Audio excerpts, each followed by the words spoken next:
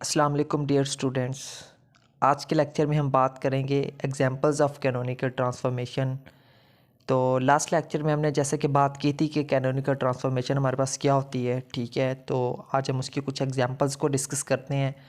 बस यही छोटा सा हमारे पास आज का एक लेक्चर है, बिल्कुल ठीक है। ये इसकी एग्जांपल्स में आ जाता है कि एक छोटा सा नॉर्मल सा टॉपिक था, तो इसकी ज़रूरत नहीं थी, बट फिर भी ये जो है वो एमसीक्यूज़ टाइप्स में आपसे पूछा जा सकता है जो एग्ज़ाम्स के अंदर। तो हमने सोचा कि आई थिंक ये जो टॉपिक है ये भी हमें प्रोवाइड करना चाहिए। इसको हमने आप लोगों को सेम एज इट इज़ यहाँ पे हम इसको आपको प्रोवाइड करेंगे। साथ में बता देते हैं कि इसमें से जो है वो किस तरह से हमें छोटे छोटे क्वेश्चंस पूछे जा सकते हैं।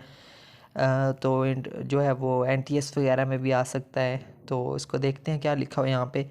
Consider a generating function of the second type with the particular form S2QIP। ठीक है स्टूडेंट्स, तो second type of generating function हमने को ये कंसिडर कर लेना है, यानी कि S2 ये जो हमारे पास सेकंड टाइप जनरेटिंग फंक्शन है कि उसके, ठीक है, विद पार्टिकुलर फॉर्म है उसकी S2 is equal to QIPI। The corresponding transformation equation, इनसे रिलेटेड जो कोरेस्पॉन्डिंग ट्रांसफॉर्मेशन इक्वेशंस है वो हमारे पास कौन सी आएंगी, ये वाली आएंगी, ठीक है। अब ये किस तरह से आई हैं, ठीक है। ये हमने लास्ट लेक्चर में बड़ी डिटेल्स में हमने डिस्कस किया था टाइप्स ऑफ जनरेटिंग फंक्शंस में कि, तो ठीक है, वही मेथड हमने यहाँ पे यूज़ करते हुए हम यहाँ पे ये चीज़ हम निकाल सकते हैं। वैल्यूज़ को किस तरह से निकालेंगे वो मैं बता देता हूँ, ठीक है। सबसे पहले तो इसको डिफ्रेंशिएट करेंगे, ठीक है। जब हम इसको डिफ्रेंशिएट करेंगे ना, तो यहाँ से हमें मिलेगी ds/dt की वैल्यू, ठीक है। उस ds/dt की वैल्यू को हमने पुट कर देना है जो जनरेटिंग फंक्शन वाला, अगर आप लेक्चर देखें ना, उसमें हमने एक इक्वेशन ड्राइव की थी, canonical transformation equation in term of generating function, ठीक है। उसी के अंदर इसकी वैल्यू को पुट कर देना यहाँ पे जब हम इसको डिफ्रेंशिएट किया हुआ होगा।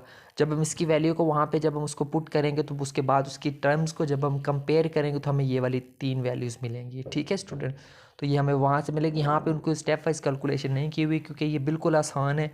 लास्ट लेक्चर में हमने बड़ी डिटेल में उनको जनरेट किया, तो यहाँ से आप ये सेल्फ प्रैक्टिस के साथ भी आप इसको कर सकते हैं, ठीक है। अब अगर इनके ऊपर अगर हम जो है वो कैनोनिकल ट्रांसफॉर्मेशन अप्लाई करें तो फिर हमें पास ये कौन सी फॉर्म ले सकता है, ठीक है। इसको हम इस फॉर्म में कन्वर्ट कर सकते हैं, बिल्कुल डेफिनेटली हम इसको इस फॉर्म में कन्वर्ट कर सकते हैं। लिखा हुआ है the new and old coordinates are same, hence S2 merely generates the identity transformation.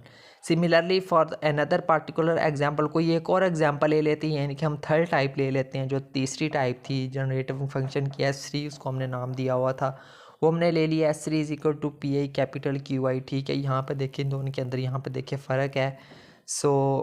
इसको अब हमने ले लिया। इसको अभी जब हम इसके ऊपर भी जब हम वही चीज़ सेम चीज़ अप्लाई करेंगे, यानी कि सबसे पहले हमने इसको डिफ्रेंशिएट कर लेना है। जब हम इसको डिफ्रेंशिएट करेंगे तो यहाँ से हमें ds/dt मिलेगा, इसके ऊपर प्रोडक्ट रूल लगाएंगे, ठीक है। तो यहाँ से जब हमें ds/dt मिल जाएगी वैल्यू, तो इसको हम पुट कर देंगे canonical transformation equation in term of generating function वाली इक्वेशन के अंदर।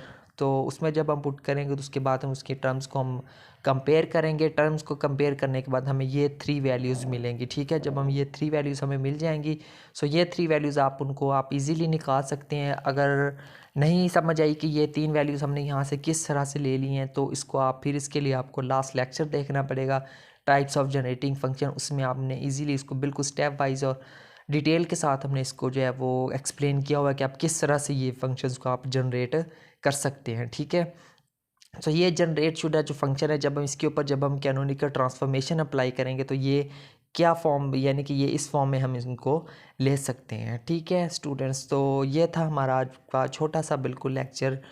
इसमें अब MCQs कौन सा बन सकता है, ठीक है। ये है हमारे पास बिफोर कैनोनिकल ट्रांसफॉर्मेशन, यानी कि कैनोनिकल ट्रांसफॉर्मेशन अप्लाई करने से पहले हमारे पास ये, और जब हम इसके ऊपर कैनोनिकल ट्रांसफॉर्मेशन अप्लाई कर लेते हैं तब हमारे पास ये वाली फॉर्म बनती है, ठीक है। तो इस चीज़ का आपने ख्याल करना है, ठीक है। वहाँ पे पूछ सकता है कि PI किस चीज़ के इक्वल, 4 ऑप्शन में से जो PI वाला ऑप्शन होगा वो आपका करेक्ट ऑप्शन होगा। इस तरह K इज इक्वल टू किसके आ सकता है, H के बराबर आ सकता है, ठीक है। याद रखिएगा इस बात को। इस तरह देखिए अगर हम थर्ड टाइप पे हम देखें तो उसमें देखें हमारे पास ये वाला इसका करेक्ट MCQs होगा, इसी तरह क्यों है हमारे पास ये होगा, ठीक है। तो डिफरेंट टाइप्स डिफरेंट यहाँ पे सेट्स बनेंगे आप लोगों के, ठीक है। तो इसको आप लोगों ने MCQs के लिहाज से बहुत अच्छे से देख लेना है। और समटाइम्स ये लॉन्ग क्वेश्चन में भी आ जाता है, यानी कि कैनोनिकल ट्रांसफॉर्मेशन से क्या हमारा, या what are canonical transformation and explain with examples of canonical transformation, ठीक है। तो आप इसको इस लिहाज से आप इसको एक्सप्लेन भी कर सकते हैं, ठीक है स्टूडेंट। तो यही था हमारा आज का लेक्चर। सो मिलते हैं नेक्स्ट लेक्चर में, तब तक के लिए टेक केयर एंड अल्लाह हाफिज़।